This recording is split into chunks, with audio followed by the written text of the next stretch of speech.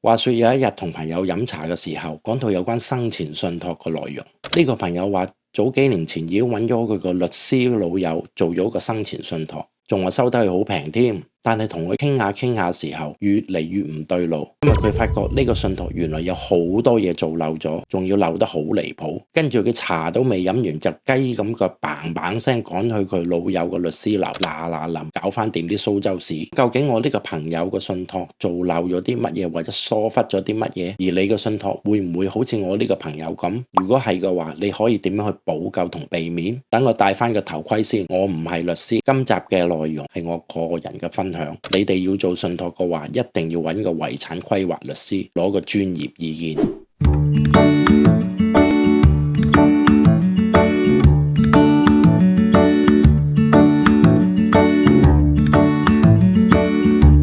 大家好，我係 Randy。咁耐以嚟同好多朋友都討論過生前信託嘅事，我喺呢度總結咗最常見嘅7個疏忽。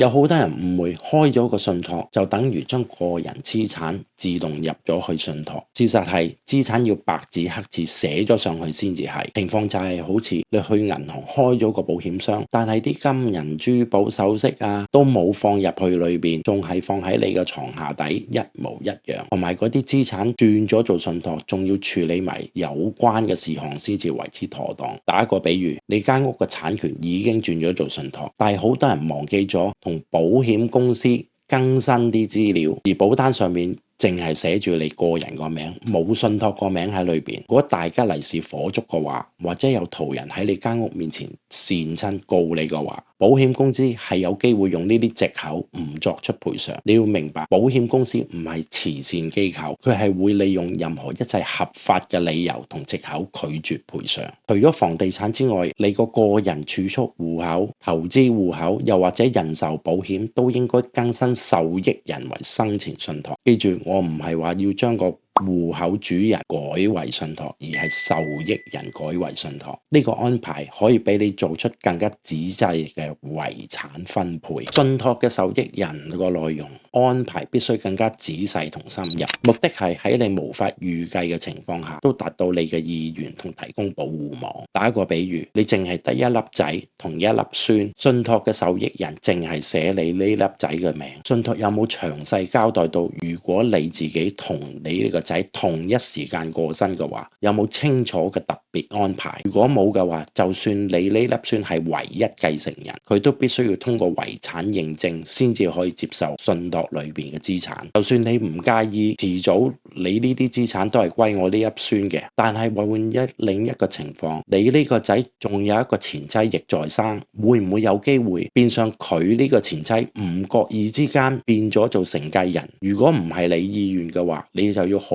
安排同考慮。所以我建議喺信託裏邊增加一項後備受益人，就算唔好彩出事嘅話，呢度已經有一個你選定咗嘅後備受益人，咁樣你哋嘅資產就唔會胡亂咁去咗其他人嗰度，亦唔需要通過遺產認證。有好多人誤會信託係有呢個債務資產嘅保護，唔好以為將啲資產轉咗入信託，自己個人就唔需要負上任何嘅債務責任，唔會被追訴。簡單啲嚟講，就係食完餐飯就一定要找數。呢啲債務係包括長期護理同埋療養院嘅費用，又或者其他個人嘅債務唔還清，都會被追到信託裏邊嘅資產。信託裏邊有冇一份清楚嘅授權書？喺信託裏邊亦都必須清楚描述，當自己身體同精神無法自理嘅情況下，授權俾一位子女又或者親友幫你處理財務同醫療嘅事項。代理人可以根據信託嘅內容幫你執行適當嘅決定，因為呢位代理人喺法律上邊擁有最高嘅授權，所以必須小心選擇。有好多深思熟慮嘅朋友都揾一位處事中立而可靠嘅第三方作為授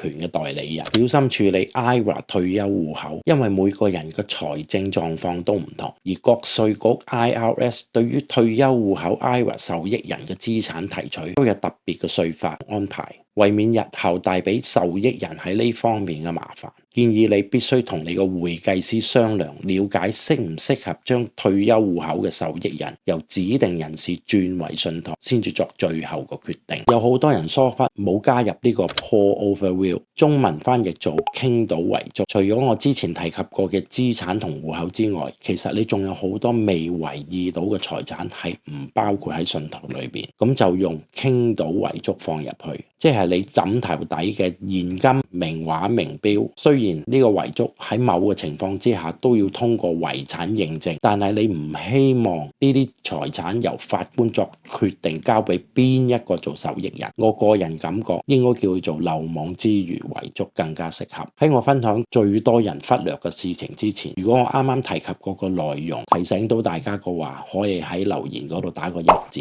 而大家都已經識嘅話呢，就打個2字，跟住撳埋個 like 同鐘仔，咁我哋去片。而最常見嘅疏忽就係冇喺生前同相關嘅代理人、受益人交代信託裏邊嘅內容。當你自己花咗咁多時間心機去做呢個信託，都係想做一個適當嘅安排俾啲後人，但係後人又唔清楚裏邊信託嘅內容，又唔清楚你自己過咗世之後佢哋要做啲乜或者要聯絡邊一個，只係帶俾佢哋一大堆嘅問題。所以千萬要記住，喺你自己生前必須交代信託裏邊嘅內容，同埋俾一份副本相關嘅人士。咁喺你自己百年歸老嗰陣時，佢哋都知道應該要做啲乜。喺呢度我要提醒大家，由頭到尾我係講緊可撤銷信託，而唔係不可撤銷信託，而兩者係好大嘅分別。有機會我揾一集同大家分享一下。沉氣我都要講一次，我唔係律師，唔好睇完我呢段片就當正自己識晒。記住揾個專業嘅遺產規劃律師商量點樣度身訂做一個適合自己嘅信託。我哋下一條片見，拜拜。